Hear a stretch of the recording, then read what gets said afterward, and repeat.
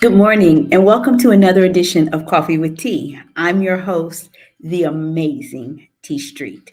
I'm so glad that you're joining me this morning because I have a topic that sprang forth for me this weekend when I was having a conversation with a friend, and he said, "This generation just they lack resilience. That's what bugs me about this new generation. They just lack resilience."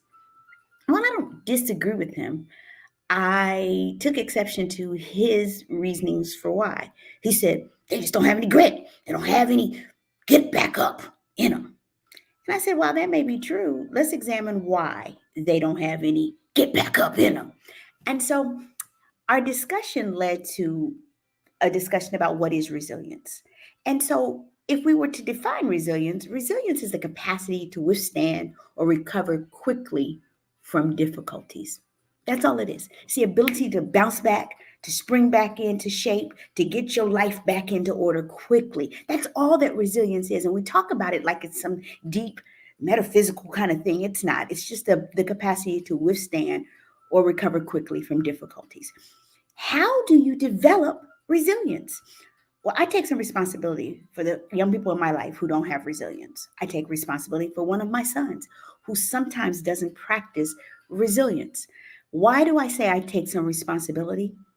Because I spent so much of his growing up years, his childhood and his adolescence, trying to protect him from the things that could hurt.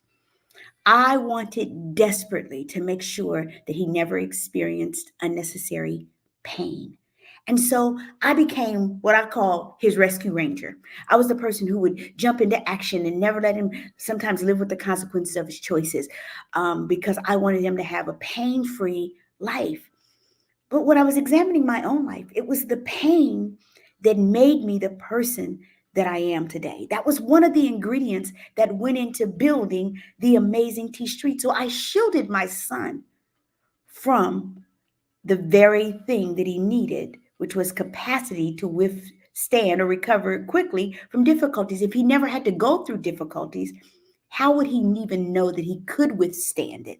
If I was always putting up a shield of protection around him so that he never felt pain, sometimes growth happens in pain. And it happens sometimes when we experience it over and over again. Why? Because resilience is like muscle memory.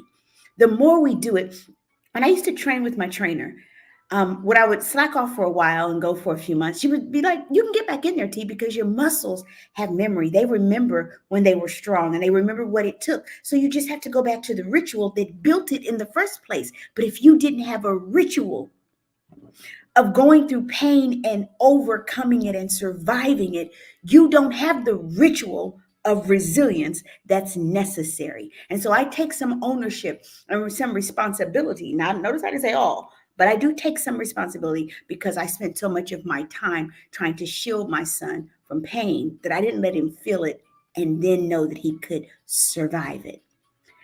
Why do we do that? Because we want to protect our kids. That's who we are. As guardians of the next generation, we want to make sure that their lives are better than the lives that we have. We say it all the time. I want to make sure that my kids don't have to endure all the things that I had to endure. But here's what I will say to us about that. Sometimes it's not a bad thing for them to experience what we experienced. Why? Because too much protection, too much protection can create a deficiency. See, what does that mean? Too much protection can create a deficiency. Well, if we look at like SPF, the SPF sunscreen that protects us from the sun, it keeps us from getting melanoma, true, but it also keeps us from getting sufficient levels of vitamin D. So the thing that's designed to keep us from one thing can keep us from something else that's good. Sometimes the pain that we protect young people from can also be the thing that keeps them from growing to the rate that they need to. And so, what I will say to us is we've got to balance it. We've got to give kids resilience by allowing them to fail. They will survive failure. But we also have to be there to help pick them up so that it doesn't become fatal. Failure does not have to become fatal. And so I want us to talk consistently and continually about how to build resilience in our young people by giving guardrails and allowing them to fail so that they build the muscle memory that tells them that they have the capacity to withstand and recover quickly from difficulties. I'm the amazing T Street, but I can assure you there's nothing amazing in me that's not in each and every one of you. So today, practice resilience by building the muscle memory of survival of the things that sometimes are meant to destroy us. Have a great day.